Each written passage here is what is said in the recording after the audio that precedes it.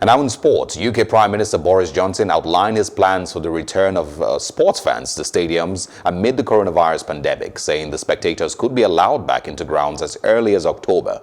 Sports across the UK were suspended in March due to the coronavirus pandemic, and any events that have taken place since then have been contested behind closed doors. We're now joined by Peter Okoche, a senior anchor at the BBC. Thank you very much for joining us, sir. Nice to be here, sir, again. Thank you. So let's talk about the Premiership without fans since its return. The atmosphere, the traffic, and every other factor. How different has it been? It's been very different. I mean, we are getting used to it now, but when it returned without any fans in the stadiums, you know, you're not, especially in the EPL, you're not used to seeing empty stadiums. They're always packed full. And some of the games even reflected the fact that there were no fans. I mean, some of the earlier games, I think the first 5 or 10 games looked more or less like, you know, Sunday league games at the park. But these have gotten better.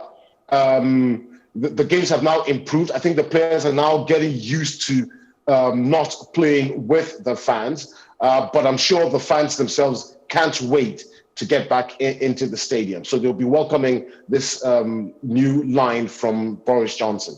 Okay, well, what do you think is responsible for his return policy, even if, you know, the current, of course, situation is not fully safe? You know, is it maybe because of economic gains from ticket sales or something else?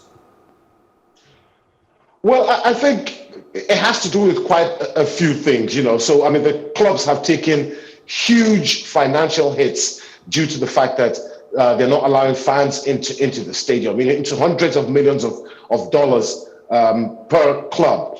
But there's also the fact that the fans want to go back into the stadiums, and fans want to go and watch matches. You know, I like going to the stadium myself. I watch quite a few matches of my team's matches, but I've missed that. I'd like to get back in there, you know, and cheer them on. So I think that's what Boris Johnson is looking at. He's looking at the whole picture. What do the clubs need to happen? What do the fans want to happen? And that's the reason why he's come out with this statement. But there is a caveat to that, in the sense that the Prime Minister says that this can only happen as long as clubs take all the necessary measures to make sure that if fans do get back into the stadium, that they are safe, they follow all the guidelines that have been given by the COVID committee, and that everything is done to make sure that this pandemic does not spread in those stadiums.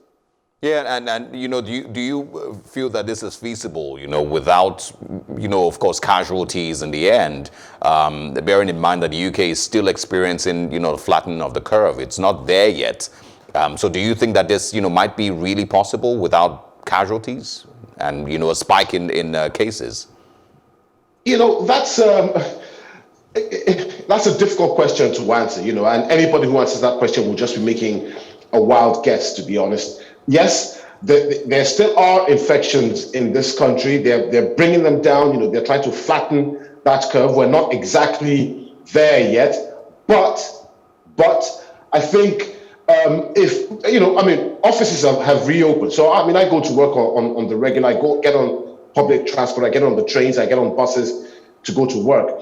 So yes, they feel that if they're beginning to open this slowly, open it up very slowly, and that the stadiums might now be safe. I don't think when they say they're going to allow fans back into the stadiums, that the stadiums are going to be as packed. So Arsenal, for instance, is not going to have 62,000 odd fans in the stadium. You might have to half that, or even just a quarter of those fans might be allowed back into the stadium. No one is sure how that is going to work yet, but we'll have to wait and see.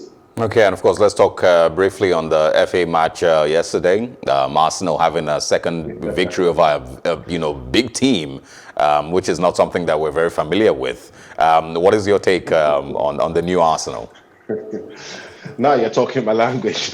As you can see the massive smile on my face, because yes, Arsenal did the job yesterday on Man City, and it was a great match to watch. You know, I mean, let's not get it twisted.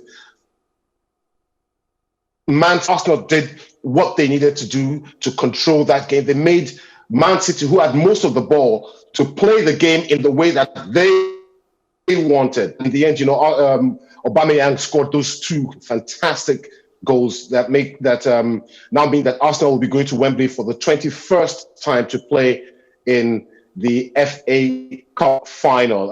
It was a great match to watch, and I think Arteta is doing a really good job with beat Liverpool midweek, and now this great victory over Man City. So, I mean, when you beat two of the best teams probably in the world in 1 week, you must be on the way up. And what are your expectations between Manchester United and Chelsea, which comes up later this evening? How do you think that might, turn out? Who do you see joining Arsenal in the final? I'm pretty sure that you're expecting me to say Man United, because I know you're a big Man United fan. But really, at this point, Arsenal fans, they don't care.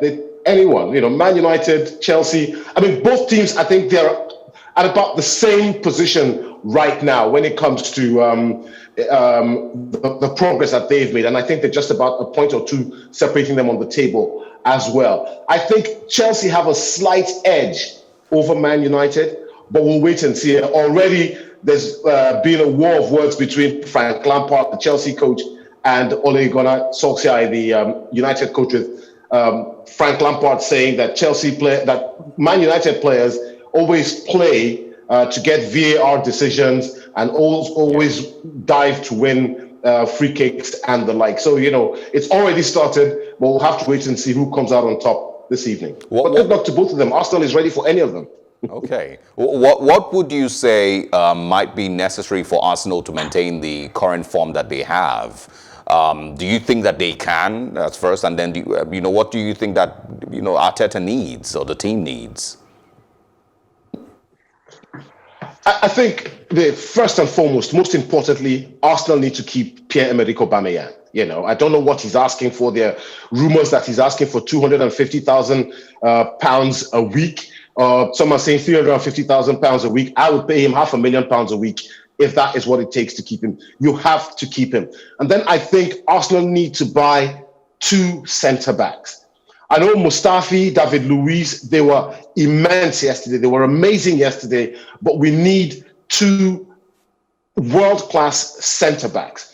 And, with that, we can now start building. Already, Martinez, who came in as a replacement for Bernd Leno when he got injured, has proved himself to be worthy of that position, worthy of the number 1 jersey. So I don't think we're really looking for a goalkeeper that much, but that centre-back, two centre-backs for Arsenal, and we'll be flying again. Probably not next season, maybe the season after next.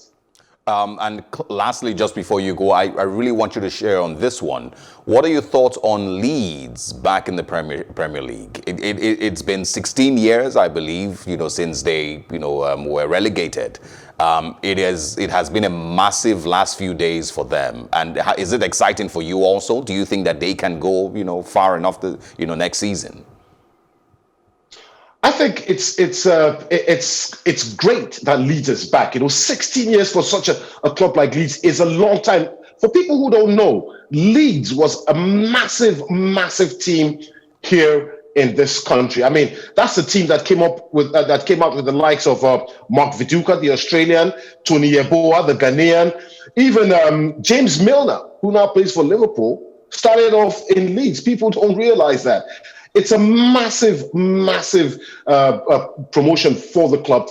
I wish them all the best. It's going to be tough, but I wish them all the best. All season in the Football League, they've played as a unit. They've played very well.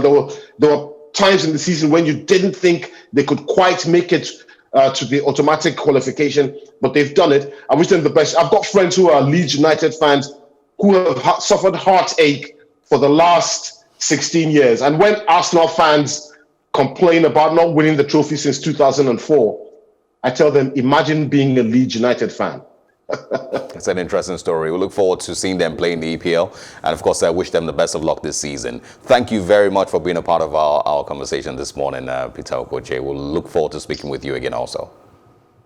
Great to be here. Thank you very much, man. Thanks. You're welcome.